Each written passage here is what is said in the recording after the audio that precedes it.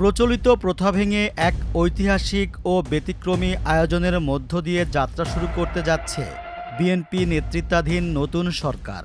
বঙ্গভবনের চার দেয়ালের ভেতর থেকে বেরিয়ে এবারই প্রথম জাতীয় সংসদ ভবনের দক্ষিণ প্লাজায় শপথ নেবেন নবনির্বাচিত সংসদ সদস্য ও সরকারের মন্ত্রিসভার সদস্যরা। ভিন্ন আঙ্গিকের এই আয়োজনে ১৭ ফেব্রুয়ারি সকাল ১০টায় জাতীয় সংসদ ভবনে ত্রয়োদশ জাতীয় সংসদ নির্বাচনে বিজয়ী সংসদ সদস্যরা শপথ নেবেন।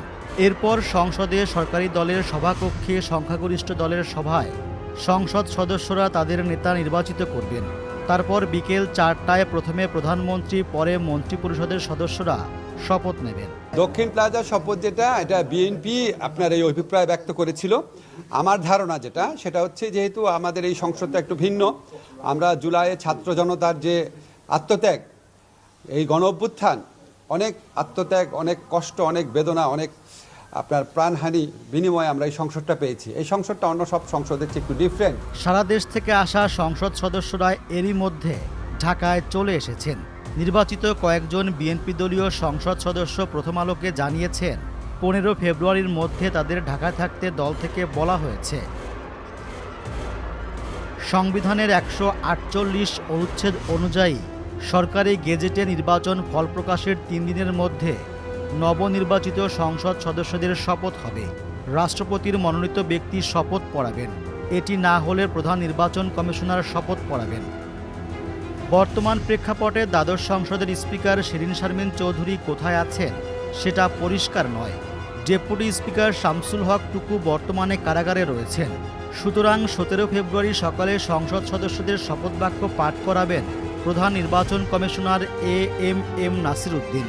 এরপর সংসদ সদস্যরা শপথ বইয়ে স্বাক্ষর করবেন, ছবি তুলবেন এবং অন্যান্য আনুষ্ঠানিকতায় অংশ নেবেন। যেরকম পরিস্থিতি আমি ধারণা করছি যেটা প্রধান নির্বাচন কমিশনার করাবেন। আর এর পরপরই বিএনপি থেকে আমাদের জানানো হয়েছে যে ওনারা ওইখানে বসেই ওই শপথের পরপরই ওনাদের সংসদীয় দলের যে প্রধান তাকে নির্বাচিত করবেন, হয়তো ১১:৩০-১২টার দিকে। আর বিকাল ৪টায় সাউথ প্লাজাতে শপথ অনুষ্ঠান হবে মন্ত্রিসভার। সেটা আমি এখন পর্যন্ত যতটুকু জানি সেটা রাষ্ট্রপতি করার কথা উনি করবেন। নিয়ম অনুযায়ী সংসদ সদস্যদের শপথের পর নির্বাচনে সংখ্যাগরিষ্ঠতা পাওয়া বিএনপির সংসদীয় দলের সভা অনুষ্ঠিত হবে। সেখানে সদস্যরা তাদের নেতা নির্বাচিত করবেন। এরপর দলের নেতা রাষ্ট্রপতির সঙ্গে দেখা করে সংসদে তাদের সংখ্যাগরিষ্ঠতার কথা জানাবেন। তখন তাকে সরকার প্রধান করতে রাষ্ট্রপতির প্রতি অনুরোধ জানাবেন।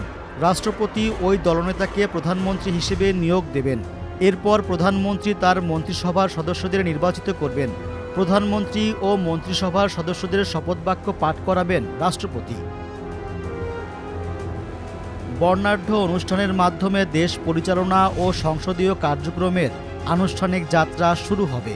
এরপর পর্যায়ক্রমে মন্ত্রী, প্রতিমন্ত্রী ও উপমন্ত্রীদের শপথ পড়াবেন। শপথের পর প্রধানমন্ত্রীর নির্দেশনা অনুযায়ী মন্ত্রিপরিষদ বিভাগ থেকে দপ্তর বণ্টন করে প্রজ্ঞাপন জারি করা হবে।